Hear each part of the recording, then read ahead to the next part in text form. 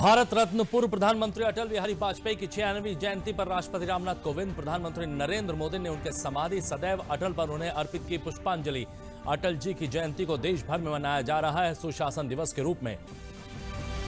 प्रधानमंत्री नरेंद्र मोदी ने किसान सम्मान निधि के तहत मिलने वाले वित्तीय लाभ की अगली किस्त को किया जारी। पीएम ने वर्चुअल माध्यम से 9 करोड़ से अधिक लाभार्थियों के खातों में 18,000 करोड़ रुपए भेजे।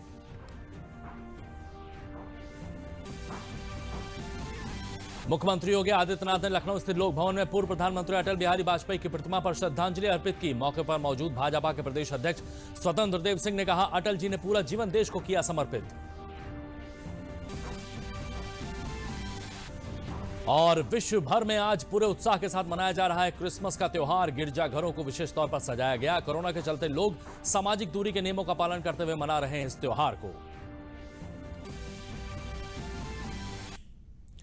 नमस्कार, मैं हूं विजय श्रीवास्तव और क्रिसमस की हार्दिक शुभकामनाओं के साथ समाचार विस्तार से है। आज पूर्व प्रधानमंत्री अटल बिहारी वाजपेयी जी की 96वीं जयंती है। इस दिन को सुशासन दिवस के रूप में मनाया जाता है। इस मौके पर राष्ट्रपति रामनाथ कोविंद ने आज नई दिल्ली स्थित उनकी समाधि सदैव अटल पर उन्हें पुष्पांजलि अर्पित की।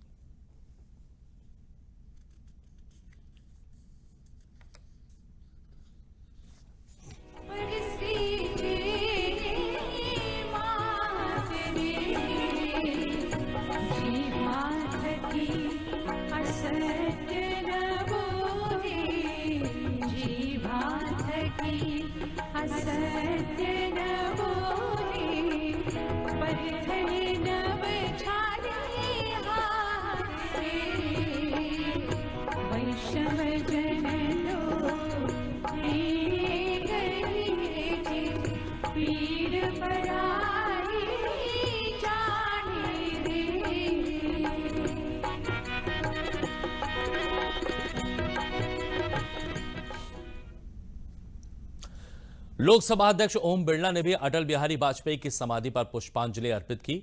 वहीं प्रधानमंत्री नरेंद्र मोदी ने भी अटल जी की समाधि पर सदैव अटल पर पुष्पांजलि अर्पित की।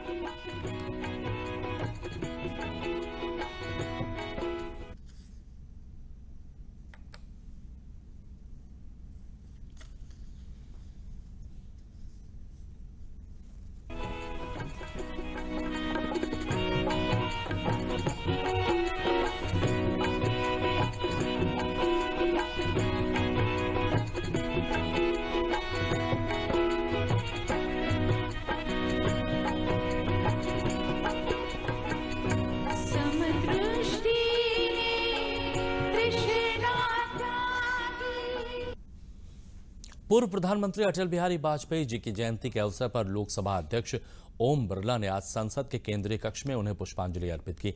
इस अवसर पर प्रधानमंत्री नरेंद्र मोदी समेत अनेक नेताओं ने अटल जी को पुष्पांजलि अर्पित की।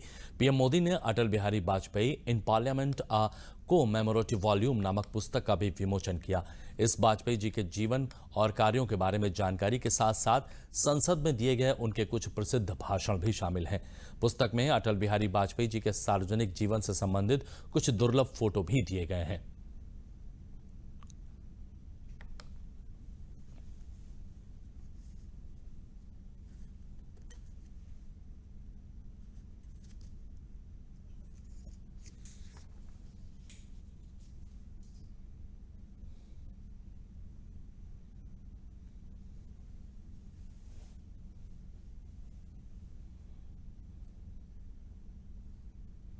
अब पेश है पूर्व प्रधानमंत्री अटल बिहारी वाजपेयी जी को नमन करती हुई हमारी यह खास रिपोर्ट।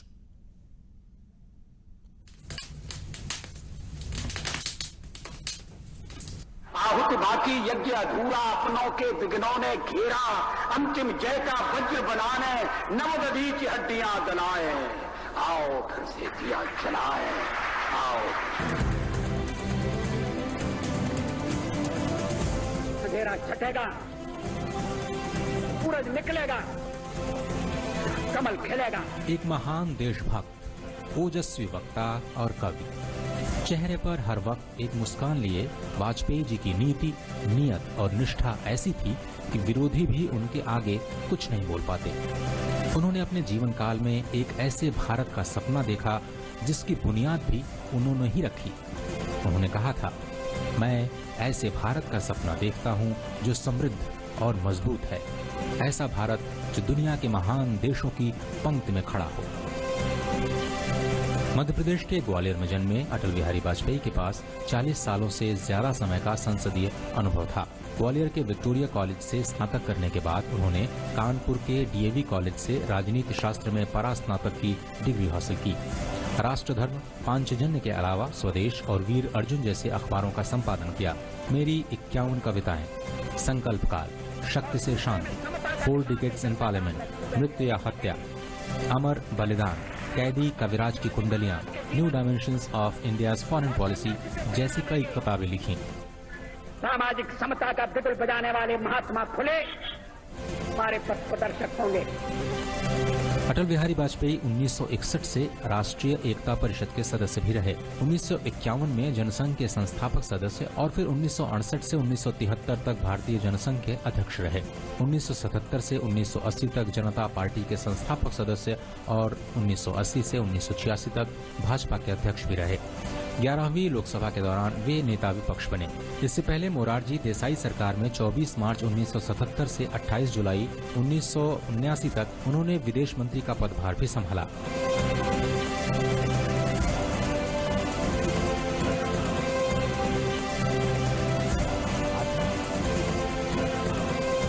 उन्नीस और 1986 में 2 बार राज्यसभा के सदस्य भी रहे। 2004 में 5वीं बार लगातार लखनऊ से चुनाव जीतकर वे लोकसभा पहुंचे। वाजपेयी जी इकलौते ऐसे नेता थे जो 4 अलग अलग राज्यों उत्तर प्रदेश, गुजरात, मध्य प्रदेश और दिल्ली से चुनाव जीतकर लोकसभा पहुंचे। अटल बिहारी वाजपेयी 16 से 31 मार्च 1996 तक और फिर 19 मार्च 1998 से 13 मई 2004 तक प्रधानमंत्री रहे। उनके कार्यकाल को न सिर्फ याद किया जाता है बल्कि उस पर अमल भी किया जाता है। इसमें पोखरण परमाणु परीक्षण, राष्ट्रीय राजमार्ग और स्वर्णिम चतुर्भुज योजनाएं और आर्थिक नीतियों में दूरदर्शिता शामिल है। उनके 1998-99 के प्रधानमंत्री के कार्यकाल को दृढ़ निश्चय के 1 साल के रूप में जाना जाता है। इसी दौरान भारत उन चुनिंदा देशों में शामिल हुआ जिन्होंने परमाणु परीक्षण को सफलतापूर्वक अंजाम दिया। फरवरी 1999 में पाकिस्तान बस यात्रा ने उपमहाद्वीप की परेशानियों को सुलझाने के लिए एक नए दौर का सूत्रपात भी किया। लेकिन जब दोस्ती का ये रूप धोखे में तब्दील होकर कारगिल के तौर पर सामने आया, तब भी उनके नेतृत्व में देश ने डटकर मुकाबला किया और घुसपैठियों को खदेड़ने में कामयाबी हासिल की।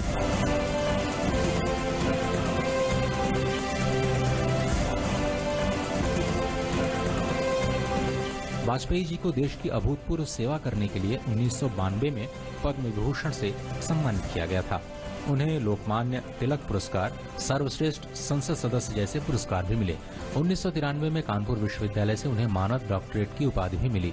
मार्च 2015 में उन्हें भारत के सर्वोच्च नागरिक सम्मान भारत रत्न की उपाधि से नवाजा गया।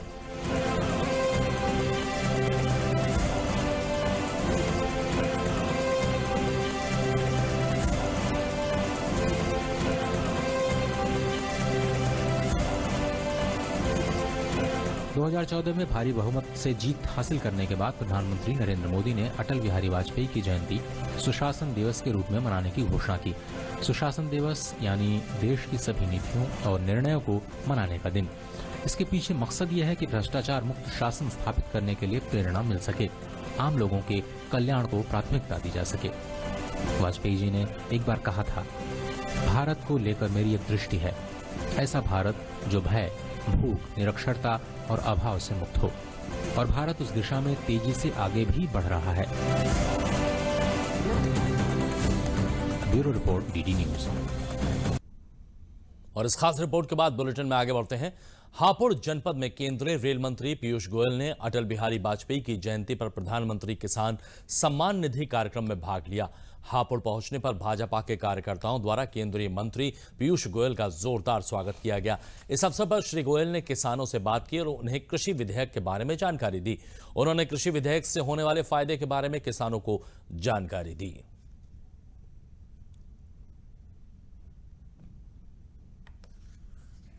जो प्रधानमंत्री किसान सम्मान निधि की घोषणा करने का मुझे मौका मिला, जब 1 फरवरी 2019 को बजट पेश हुआ था, तब माननीय प्रधानमंत्री नरेंद्र मोदी जी के मार्गदर्शन में, उनके आशीर्वाद से प्रधानमंत्री किसान सम्मान निधि की घोषणा की गई, जिसके तहत हर वर्ष हर किसान के खाते में सीधा 6,000 रुपए देने का उन्होंने निर्णय किया, फैसला किया।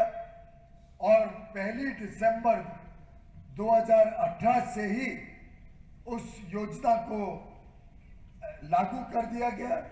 और उसी कड़ी में आज माननीय प्रधानमंत्री नरेंद्र मोदी जी के कर कमलों द्वारा एक किश्त सीधा 9 करोड़ से अधिक किसानों के खाते में सीधा जाएगी।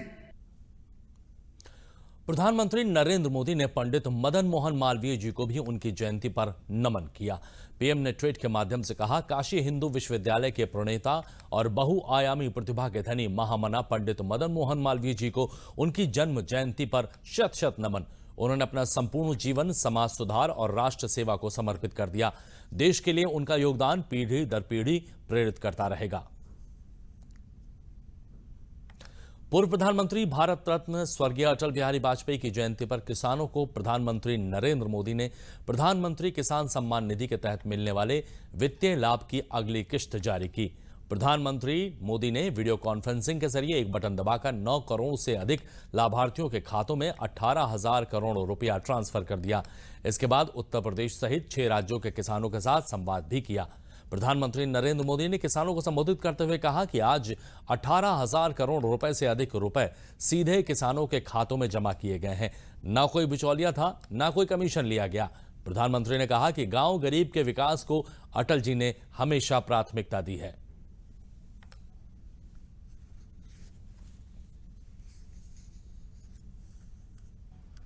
देश के 9 करोड़ से ज्यादा किसान परिवारों के बैंक खाते में सीधे एक कंप्यूटर की क्लिक से 18,000 करोड़ रुपए से भी ज्यादा रकम उनके किसानों के बैंक के खाते में जमा हो गए हैं।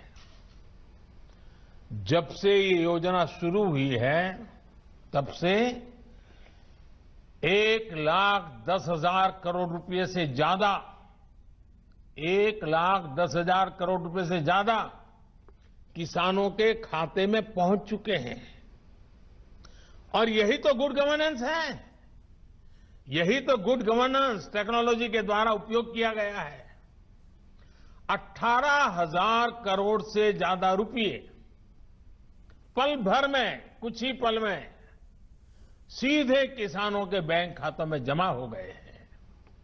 कोई कमीशन नहीं, कोई कट नहीं, कोई हेरा फेरी नहीं। टेक्नोलॉजी का इस्तेमाल करते हुए पीएम किसान सम्मान योजना में ये सुनिश्चित किया गया है कि लीकेज न हो। प्रधानमंत्री ने भी कहा कि किसानों को बदनाम कर कुछ लोग अपनी राजनीति चमका रहे हैं। पहले की सरकारों की नीति के कारण वो किसान बर्बाद हुआ जिसके पास कम जमीन थी। प्रधानमंत्री ने कहा, हमारी सरकार ने आधुनिक खेती को लेकर बल दिया है। प्रधानमंत्री ने कहा, हमारा फोकस किसानों के खर्च को कम करने पर किया गया है। पीएम फसल बीमा योजना, किसान कार्ड, सम्मान निधि योजना की मदद से खेती को आसान किया गया है।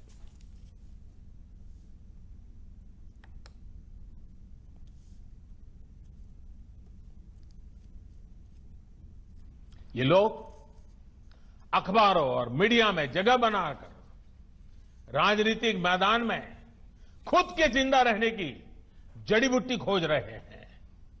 लेकिन देश का किसान उनको पहचान गया है। अब देश का किसान उनको ये जड़ी बूटी कभी देने वाला नहीं है। कोई भी राजनीति, लोकतंत्र में राजनीति करने का उनको हक है, हमें इसका विरोध नहीं है। लेकिन निर्दोष किसानों की जिंदगी के साथ न खेलें, उनके भविष्य के साथ खिलवाड़ न करें, उन्हें गुमराह न करें, भ्रमित न करें। साथियों, ये वही लोग हैं जो बरसों तक सत्ता में रहे। इनकी नीतियों की वजह से देश की कृषि और किसान का उतना विकास नहीं हो पाया जितना उसमें सामर्थ्य था। केंद्रीय मंत्री स्मृति ईरानी ने आज अमेठी में किसानों को संबोधित करते हुए कहा कि राहुल गांधी जनता को बरगलाने का काम कर रहे हैं। उनके शासनकाल में किसान खाद के लिए लाठी खा रहे थे। सम्राट साइकिल के किसानों की जमीन पर आज भी गांधी परिवार का कब्जा है। अमेठी में जो भी विकास हुआ वो मोदी और योगी की सरकार के समय में किए गए। कृषि केंद्र, केंद्रीय विद्यालय, धान खरीद, गेहूं खरीद का काम इसी सरकार में हुआ है। अमेठी के किसानों को गेहूं खरीद में 55 करोड़, धान की खरीद में 60 करोड़ रुपए दिलाए गए हैं। आज मैं आभार व्यक्त करती हूं देश के प्रधानमंत्री जी को।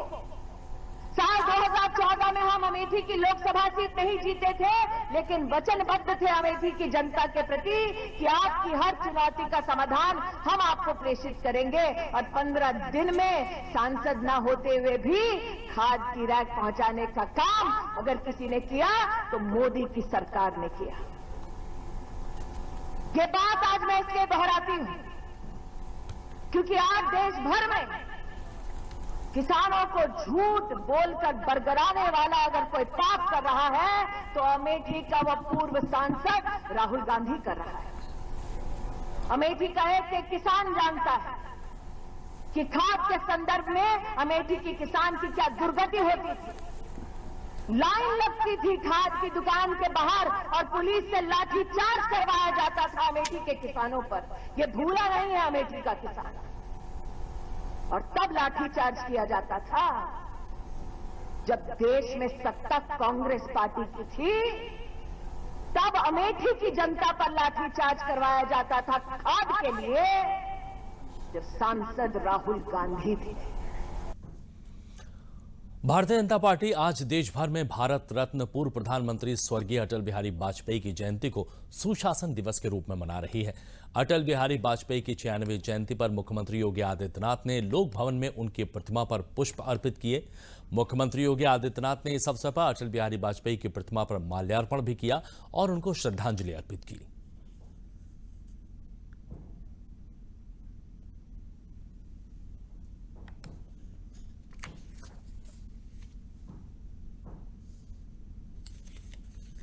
उन्होंने पत्थर के ऊपर घास उगाया, परिश्रम की पराकाष्ठा किए, कार्यकर्ताओं को लेकर आगे चले और जनता का विश्वास हासिल किया और 14 साल के अंदर देश में शासन यानी सरकार बनाए। सरकार बनाने के बाद पहली बार इस देश के अंदर प्रधानमंत्री सड़क योजना किसी ने देखा था, गांव को जोड़ने का सीसी योजना देखा था। हाईवे, नेशनल हाईवे, 4 लेन की सड़कें पहली बार इसने देश ने यह देखा था कि कोलकाता से बॉम्बे, बॉम्बे से वाराणसी कैसे जोड़ा जाता है, पहली बार उन्होंने देखा था। किसान क्रेडिट कार्ड, पोखरण विस्फोट, कारगिल युद्ध, यानी इस देश के सम्मान के लिए, भारत मां के सम्मान के लिए अपना जीवन समर्पित कर दिया। वो स्वयं में अटल थे, यानी इस देश के लिए समर्पण, यानी अटल समर्पण में देश के लिए किए, इस मातृभूमि के लिए। मैं आज वंदन करता हूं, इस नेता के लिए अभिनंदन करता हूं, इनके चरणों में मैं नमन करता हूं। किसानों के आंदोलन की बीच सरकार की ओर से किसानों को एक और चिट्ठी लिखी गई है। कृषि मंत्रालय द्वारा लिखी गई चिट्ठी में कहा गया है कि सरकार किसानों की हर मांग पर चर्चा करने के लिए तैयार है। सरकार ने साफ तौर पर कहा है कि अभी भी बातचीत के रास्ते खुले हुए हैं। राजधानी दिल्ली की अलग अलग सीमाओं पर अपनी मांगों को लेकर प्रदर्शन कर रहे किसानों का आंदोलन जारी है। वहीं तमाम किसान संगठन भी नए कृषि कानूनों के समर्थन में आगे आ गए हैं। किसान कानून के पक्ष में किसानों का समर्थन लगातार बढ़ता जा रहा है और तमाम अलग अलग हिस्सों से किसान संगठन कृषि सुधारों के समर्थन में कृषि मंत्री से मिल रहे हैं। गुरुवार को किसानों के 2 प्रतिनिधि मंडल ने कृषि मंत्री से मुलाकात की। पहला संगठन था किसान मजदूर संघ का, जो कि बागपत से आया था। इन लोगों ने कृषि मंत्री से मुलाकात की और कृषि कानून के प्रति समर्थन व्यक्त किया। दूसरा संगठन था किसान सेना का, जो गौतम बुद्ध नगर से आए थे। कृषि मंत्री से मुलाकात में किसानों ने कहा कि किसान कानून कृषि के हित में है और किसी भी दबाव में इसे वापस नहीं लिया जाना चाहिए। इन किसानों की मांग है कॉन्ट्रैक्ट खेती में शिकायत के लिए एडीएम कोड की जगह क्रिमिनल कोड बनाया जाए। साथ ही टोल प्लाजा से किसानों को मुक्ति मिले ताकि देश में कहीं भी अपनी फसल बेच सके। कृषि मंत्री हैं तोमर साहब, उनसे हमने ये निवेदन करा कि कोई भी कुछ भी इसमें संशोधन नहीं करना है, क्योंकि सरकार ने 70 साल के बाद किसान आजाद किया है। कृषि कानून जो बनाए हैं प्रधानमंत्री जी ने, उनका समर्थन करते हैं। उसमें हमें फायदा है। बाहर की कंपनी आएंगी, सामान खरीदेंगी, हमें अच्छा खरीदार मिलेंगे। उनको जो है वे आपस में बोली लगा करके 2 पैसे ज्यादा ही दे करके जाएंगी। देश आजाद है 1947 में, किसान आजाद हुए 2020 में। अगर इनमें मोदी जी मामूली भी पीछे हटते हैं, समझ लो वो भी कोई न कोई किसानों के पैरों में बेड़ी पड़ेगी। मुश्किल से तो ये बेड़ी खुली है, तो यही समर्थन के लिए आए, सबके सब यही आए। किसानों से मुलाकात के बाद कृषि मंत्री ने इन संगठनों का धन्यवाद दिया। कृषि मंत्री ने फिर दोहराया कि सरकार किसानों की हर समस्या का समाधान करने को प्रतिबद्ध है। इस बीच सरकार आंदोलन पर बैठे किसानों से बार बार वार्ता के लिए कह रही है। किसान संगठनों को सरकार की ओर से आज फिर पत्र लिखा गया है। संयुक्त किसान मोर्चा को सरकार ने एक बार फिर वार्ता का प्रस्ताव देते हुए कहा है कि सरकार कानून से जुड़े सभी मुद्दों पर बात के लिए तैयार है। ये सारे किसान यहाँ सिर्फ इसलिए चलकर आए हैं क्योंकि ये कृषि सुधार बिलों का समर्थन करना चाहते हैं। इन्होंने सबने मिलकर मुझे समर्थन पत्र भी दिया है और इन्होंने यह भी कहा है कि कृषि सुधार बिल में संशोधन के मामले में सरकार को किसी दबाव में आने की जरूरत नहीं है। ये बिल वर्षों बाद संसद ने पारित किए और इससे किसान के जीवन में खुशहाली आएगी। तो किसान कृषि मंत्रालय में आएगा तो कृषि मंत्रालय के दरवाजे खुले हुए हैं। मैं आंदोलनकारी किसानों से भी बात करता हूं, जो समर्थन में हैं उन सब किसानों से बात करता हूं। जो किसान है उसके प्रति मेरी जिम्मेवारी है और उस जिम्मेवारी का निर्वाह करने के लिए मैं हमेशा तैयार हूं। बुधवार को ही संयुक्त किसान मोर्चा ने पत्र लिखकर से इनकार करते हुए कहा था कि सरकार ठोस प्रस्ताव दे तो वो बातचीत के लिए तैयार हैं। हालांकि सरकार का कहना है कि संवाद से ही समाधान निकलेगा। हमारा विश्वास है संवाद से ही लोकतंत्र चलता है। सरकार के दरवाजे संवाद के लिए हमेशा खुले हैं और हम संवाद से ही रास्ता निकालेंगे, यह हमें पूरा विश्वास है। इन सब के बीच दिल्ली की सीमाओं पर किसानों का प्रदर्शन जारी है। किसान तीनों कानूनों को रद्द करने की अपनी मांग पर अड़े हुए हैं। किसानों के आंदोलन से दिल्ली के साथ साथ नोएडा और गाजियाबाद के लोगों को काफी दिक्कतों का सामना करना पड़ रहा है। बेरोजगारों को रोजगार देने के उद्देश्य से गठित नारायण सेवा संस्थान के भूमि पूजन और शिलान्यास कार्यक्रम का आयोजन बाराबंकी के बरेठी में किया गया। इस कार्यक्रम में केंद्रीय कौशल विकास और उद्यमशीलता मंत्री डॉक्टर महेंद्र नाथ पांडे, उप मुख्यमंत्री डॉक्टर दिनेश शर्मा, नगर विकास मंत्री आशुतोष टंडन, कानून एवं न्याय मंत्री ब्रजेश पाठक ने भी शिरकत की। इस मौके पर राष्ट्रीय स्वयंसेवक संघ के सह कार्यवाहक डॉक्टर कृष्ण गोपाल ने कहा, नारायण सेवा संस्थान के रोजगार उपलब्ध कराने में मील का पत्थर साबित होगा। उन्होंने कहा कि प्रत्येक विद्यार्थियों को मात्र डिग्री देने का उद्देश्य छोड़कर व्यवहारिक ज्ञान लेने की आवश्यकता है। डॉक्टर महेंद्र नाथ पांडे ने यह भी कहा कि अपने विभाग में स्किल डेवलपमेंट के कई कार्यक्रम संस्थान में शुरू कराए जाएंगे। वहीं उप मुख्यमंत्री डॉक्टर दिनेश शर्मा ने कहा, इस संस्था का मुख्य उद्देश्य समाज के जरूरतमंदों को व्यवहारिक ज्ञान देकर योग्य नागरिक बनाना है। किसान आंदोलन पर बोलते हुए उप मुख्यमंत्री ने कहा कि केंद्र और प्रदेश सरकार किसानों से बात करने को हमेशा से तैयार है। अन्नदाता की सेवा ही प्रधानमंत्री का उद्देश्य है। उन्होंने किसानों से अनुरोध किया कि हम उनसे बात करने को तैयार हैं। विपक्ष के लोग किसान आंदोलन को दूसरी ओर ले जाना चाहते हैं, मगर वो सफल नहीं होंगे।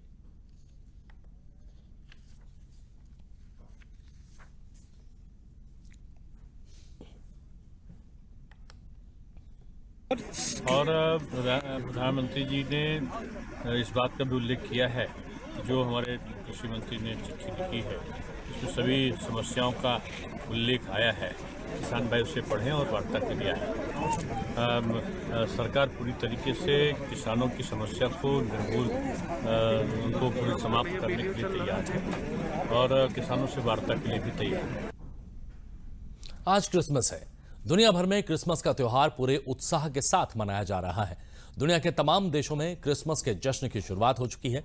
गिरजाघरों को खासतौर पर रोशनी से सजाया गया है। गिरजाघरों में विशेष प्रार्थना सभा का भी आयोजन किया गया है। हालांकि कोरोना के चलते चर्च में भीड़ काफी कम है और लोग सामाजिक दूरी के नियमों का पालन करते हुए इस त्योहार को मना रहे हैं। कोरोना महामारी के चलते कई देशों में क्रिसमस तक लॉकडाउन भी लगा हुआ है, तो वहीं सुरक्षा के लिहाज से कई क्रिसमस पार्टी पोप पर भी पाबंदी लगी गई है। ऐसे में क्रिसमस फेस्टिवल का रंग कुछ अलग ही देखने को मिल रहा है। देश में क्रिसमस के जश्न की शुरुआत हो गई है। तमाम शहरों में चर्च रोशनी में नहा रहे हैं।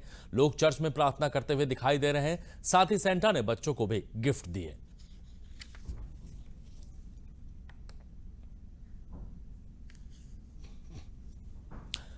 गरीबों के लिए आवास निर्माण में प्रदेश ने प्रथम स्थान प्राप्त किया है। साथ ही लाइट हाउस प्रोजेक्ट में लखनऊ ने अव्वल अपने आप को किया है।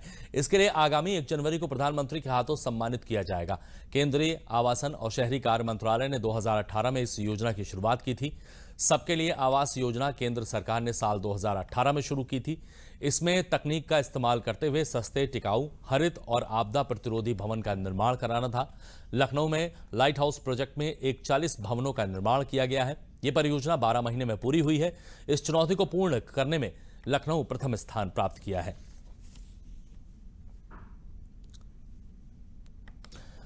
आर्थिक मंदी से गुजर रहे विश्वविख्यात लखनवी चिकन और जरदोजी उद्योग के व्यापारियों ने सरकार से मदद की गुहार लगाई है। कोरोना वायरस के चलते अनलॉक के बाद भी बाजारों में चिकन और जरदोजी के कामों की नहीं बढ़ रही है मांग। चिकन व्यापारी अंकुर दीक्षित ने बताया है कि लॉकडाउन से पहले चिकन के उत्पादों की बिक्री अच्छी होती थी। लॉकडाउन खत्म होने के बाद भी चिकन उत्पादों की बिक्री ना के बराबर हो रही है। आर्थिक मंदी के इस दौर में जहां एक तरफ चिकन में उपयोग होने वाले कपड़े महंगे हो गए हैं, वहीं कमाई ना होने के कारण कारीगरों को वेतन देने में कठिनाइयां आ रही हैं। यही हाल जरदोजी के कारीगरों का भी है। जरदोजी में उपयोग होने वाले उत्पादों पर सर्विस चार्ज बढ़ जाने से काफी दिक्कतों का सामना करना पड़ रहा है।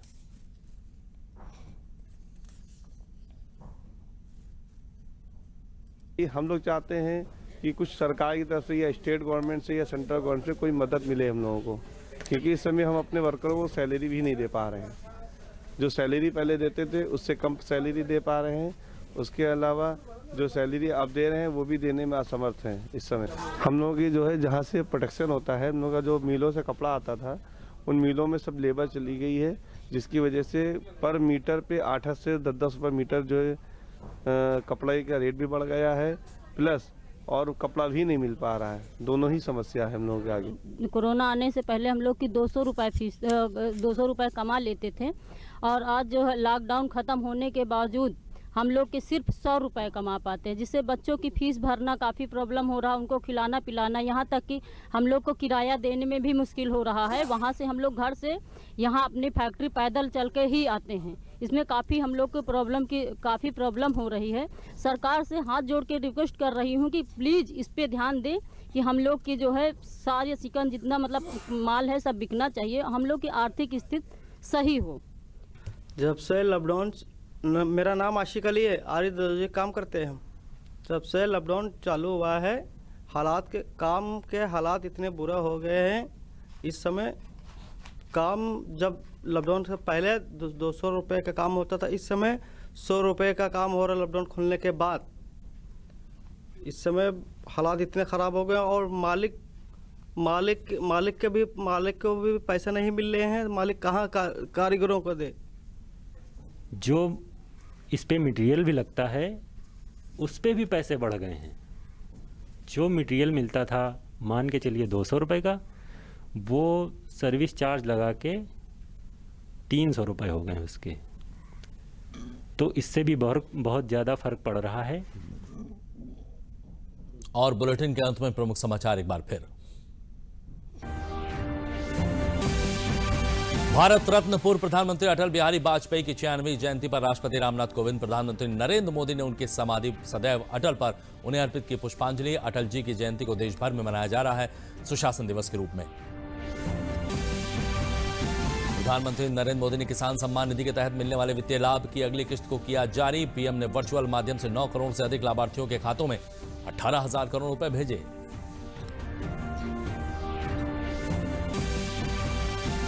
मुख्यमंत्री योगी आदित्यनाथ ने लखनऊ स्थित लोक भवन में पूर्व प्रधानमंत्री अटल बिहारी वाजपेयी की प्रतिमा पर श्रद्धांजलि अर्पित की। मौके पर मौजूद भाजपा के प्रदेश अध्यक्ष स्वतंत्र देव सिंह ने कहा, अटल जी ने पूरा जीवन देश को किया समर्पित।